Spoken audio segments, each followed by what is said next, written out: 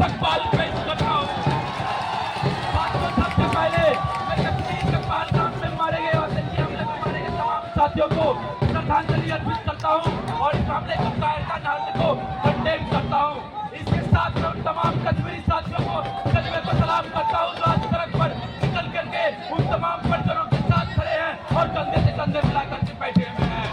साथियों, इसके साथ मैं भाजपा सरकार को चुनौती देना चाहता हूँ, यदि वो इस हमले का इस्तेमाल इस देश में सांप्रदायिकता को फैलाने के लिए करेंगे तो जेएनयू खड़ा होगा और आपको जैसे नाबूद कर देगा। आपके नाम ले लीजिए कि आप ऐसा नहीं कर सकते हैं। साथियों,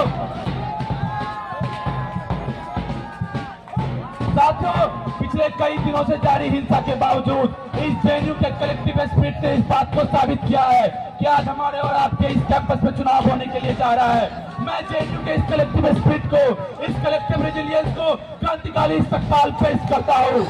साथियों,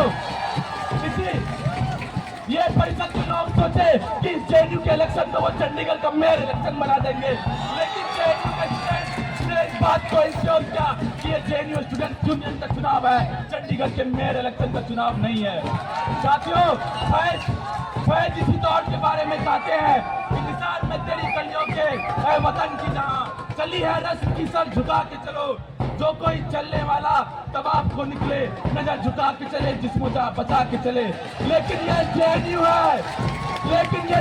है जो आपके आंख में आंख डालकर बात करेगा और ये बोलेगा कि लाख तलवारें उठी हो हमारे गर्दन की तरफ, हमें झुकने आजादी नहीं है तो झुके कैसे। साथियों, ये परिषद के लोग बोलते हैं कि आदर्श हमारे सावरकर और ब्लू हमारे गोलवलकर। इनके गोलवलकर क्या लिखते हैं? इनके गोलवलकर ये लिखते हैं कि हिटलर के जर्मनी में जैसा यहूदियों के साथ न मिलता हुआ, भारत को भी उससे सबक लेना चाहिए। इसके गोलवलकर ये लिखते हैं कि जिस तरीके से हिटलर के जर्मनी में अलग अलग संप्रदाय के लोग एक साथ नहीं रह सकते हैं, हिंदुस्तान को भी उससे सबक लेना चाहिए। साथियों, हम कह देना चाहते हैं कि हम बाबा साहब अम्बेडकर, भगत सिंह, लेनिन, सावित्रीबाई फुले, फातिमा शेख के वंशज है और यहाँ पे अलग अलग देश, अलग अलग संप्रदाय, अलग अलग पहनावे, अलग अलग बोली भाषा के लोग एक साथ रहेंगे और आपके विचारधारा को हम नहीं मानेंगे। Speaker, please hold. Audience are requested to please cooperate with female security guard. Audience are requested to please cooperate with the female security guard deployed at venue. I repeat, audience are requested to please cooperate with female security guard deployed at venue. Speaker, now you can resume your speech. साथियों, आज हम देख रहे हैं कि फांसीवाद अपनी चरम स्थिति पर है, जहां पे वक्फ अमेंडमेंट कानून ला करके मुसलमानों की जमीनों को छीना जा रहा है, जहां पे सीएनआरसी कानून ला करके नागरिकता पे सवाल किया जा रहा है, जहां पे हम देख रहे हैं कि पार्लियामेंट के अंदर अपोजिशन को ये बोला जा रहा है कि आप नजरी झुका करके बात करिए, लेकिन वही जब हम अमित शाह अम्बेडकर का अपमान करते हैं तो उन पर कोई कार्रवाई नहीं होती है। हमारे जेएनयू के साथ ही आफरीन फातिमा के घर को बुलडोज किया जाता है, जहाँ पे चारों तरफ आज मुसलमानों की लिंचिंग की जा रही है, जहाँ पे चारों तरफ आज मुसलमानों की लिंचिंग की जा रही है। पहलू खान से लेकर के सबीर मलिक, तबरेज अंसारी और तमाम अनगिनत मुसलमान भाइयों को आज लिंचिंग करके मारा जा रहा है। साथियों, देखिए कि जहाँ पे आज ऑपरेशन कागज के नाम पे अडानी के ड्रोन का इस्तेमाल करके आदिवासियों का नरसंहार किया जा रहा है। उस बीच में इस मंच से मैं कॉमरेड सीताराम को याद करना चाहता हूँ, जिन्होंने 2002 में कहा था कि बाबरी मस्जिद का डेमोलिशन फांसीवाद का एक नया चरम खोल रहा है इस देश में, जहाँ पे बाबा साहब अम्बेडकर ने कहा था कि यदि इस देश में हिंदू राज आता है तो ये सबसे पहले खतरा है। लेकिन आज हमारे कुछ भटके हुए वामपंथी साथियों को फांसीवाद नजर नहीं आता है। मैं यहाँ से कह देना चाहता हूँ कि मैं बिहार से उस धरती से आता हूँ जहाँ पे कांग्रेस राम से लेकर के बाबू जगदीप प्रसाद से लेकर के कांग्रेस की विरासत से हमें सिखाया है कि कैसे हम हाथ में कंधे पर लाल झंडा लेकर के इस फांसीवादी ताकतों को निशापुर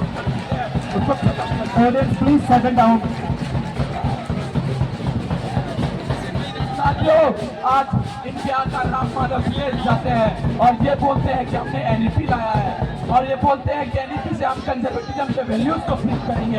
अरे कौन सा कंजर्वेटिज्म?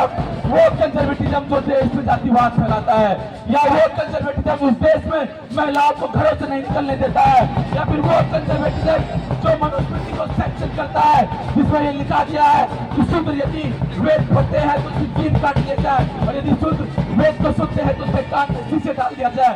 अरे हम ये कहते हैं कि हम बाबा साहब अम्बेडकर की विरासत चाहते हैं, जो इस देश में जातिवाद और सामंतवाद का दंश झेल के विदेश से इस देश में पढ़ करके आए और संविधान की किताब हमारे सामने रखे।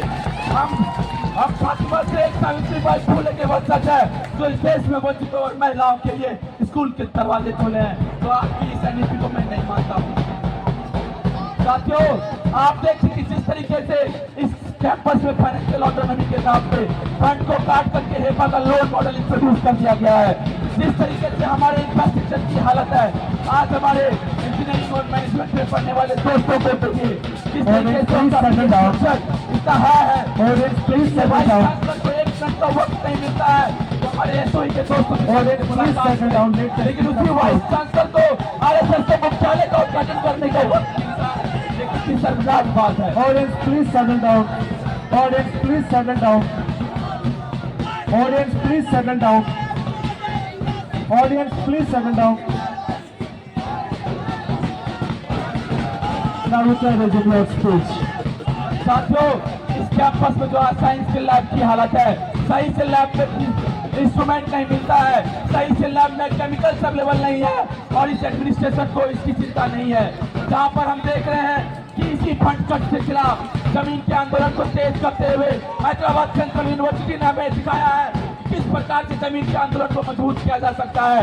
हम ये देख रहे हैं कि बनारस हिंदू विश्वविद्यालय में जिस तरीके से मोदी समर्थक रेपिस्ट के खिलाफ जो स्टूडेंट खड़ा रहे, उनको निलंबित करने की कोशिश की गई है। हम देख रहे हैं कि एयूडी से लेकर जामिया मिलिया इस्लामिया तक जिस प्रकार से छात्रों को सस्पेंड किया जा रहा है, केवल इसीलिए कि आप सच नहीं बोलेंगे। उन तमाम बर्खास्तगी के खिलाफ इस देश के स्टूडेंट्स मूवमेंट ने दिखाया है कि ये सरकार हमें क्या बर्खास्त करेगी। हम आपको बर्खास्त करते हैं, हम आपको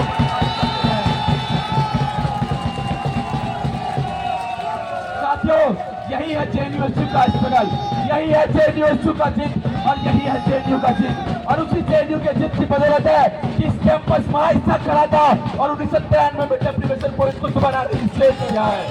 इस कैंपस में कांग्रेस का जिससे इस कैंपस को 1995 में पीआई के प्रोजेक्ट को वापस करवाया। 1997 का जेएनयू का जिद था जो इस कैंपस में कैंप बुलाया है। 2004 का जेएनयू का जिद था जिससे इस कैंपस में नेस्ले को खत्म करके बाहर फेंक के 24/7 दावा को लेकर के लाया। इस कैंपस में जेएनयू का जिद था जो ओबीसी रिजर्वेशन का जो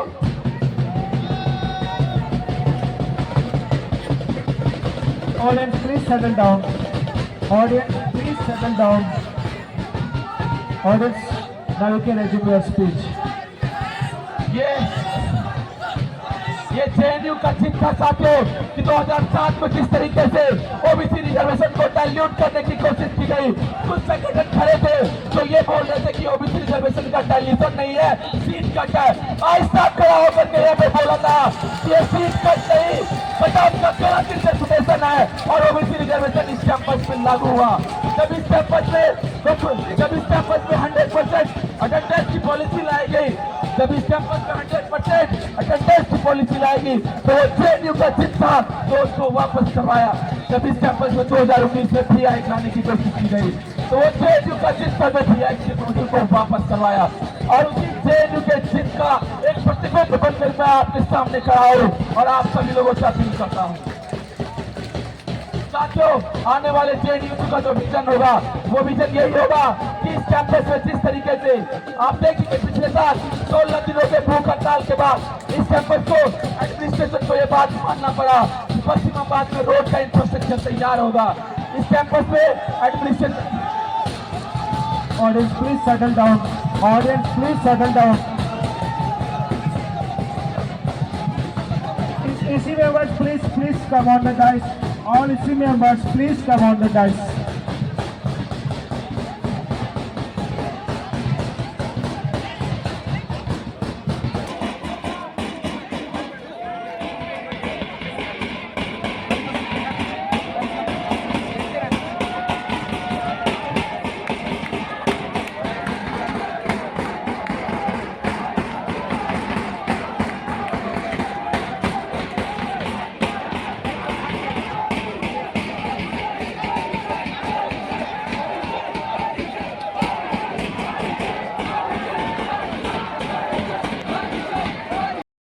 भूख हड़ताल से जो पराग को खुलवाने की लड़ाई शुरू हुई थी, भूख हड़ताल के बाद इस कैंपस में उस पराग की लड़ाई को, पराग को खुलवाने की लड़ाई को मुकम्मल किया गया है। आने वाले जेएनयू में हम इस बात को इंश्योर करेंगे कि जिस तरीके से चिप मैनुअल को ला करके पटेल किया जा रहा है उसको वापस किया जाएगा।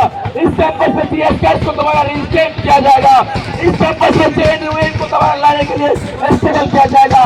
मानव को जो भटक कर दिया गया है उसके लिए एक मुकम्मल लड़ाई लड़ी जाएगी। जो महिलाएं इस कैंपस में पढ़ती है उसको सीधे अलॉट नहीं किया जाता है। इंश्योर किया जाएगा कि उसको जल्द से जल्द दूसरे साल तक इस कैंपस में सीधे अलॉटमेंट मिलेगा। आने वाले जेएनयू इस बात को इंश्योर करेगा कि इस कैंपस में 1000 सीट वाला रीडिंग रूम खोला जाएगा जो पूरे के पूरे जेएनयू को मिलेगा। साथियों आज जेएनयू की तरफ पूरे देश में लोग एक बहुत ही उम्मीद की नजर से देख रहे हैं। आज इस कैंपस में यदि यूनाइटेड लेफ्ट पैनल की जीत होती है तो इस कैंपस में केरला में जिस मुसलमानों को यूएपीए लगा करके इस्लामिक जिहादी बोल करके बंद कर दिया गया है, ये उसकी जीत होगी। अगर यूनाइटेड लेफ्ट पैनल की जीत होती है तो मणिपुर में संघर्ष कर रहे हमारे साथियों की जीत होगी, कश्मीर में संघर्ष कर रहे हमारे साथियों की जीत होगी, और हमारे तमाम आदिवासी साथियों की जीत होगी जो विस्थापन की मार झेल रहे हैं, कॉर्पोरेट लूट के खिलाफ किसानों के संघर्ष की जीत होगी। इस देश में उन तमाम महिलाओं की जीत होगी जो आजादी और बराबरी अधिकार की लड़ाई कर रहे हैं। उन तमाम दलितों की जीत होगी जो जातिवाद को झेल करके इस देश में एक समता मूलक समाज बनाने की लड़ाई लड़ रहे हैं। आप सभी लोगों से अपील है कि आज एबीवीपी इस यूनाइटेड लेफ्ट पैनल से टकरा हुआ है कि मेरे नाम का एक कमी कैसे चुनाव किया है। साथियों बात के लिए जाइएगा, सोच समझ से वोट कीजिएगा।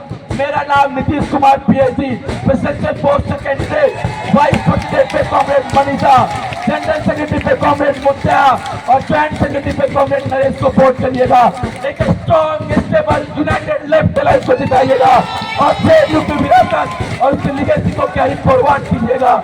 एक बार मैं दोबारा कह देना चाहता हूँ कि एबीवीपी के लोग इतना डरे हुए हैं हमसे कि मेरे नाम पर कभी कंटेंट कहा गया है। मेरा नाम पहले से नीतीश कुमार पीएचडी होगा। पूरे पैनल को वोट करिएगा और जेएनयू के संघर्ष विरासत को जिंदा रखिएगा। शुक्रिया। इंकलाब जिंदाबाद।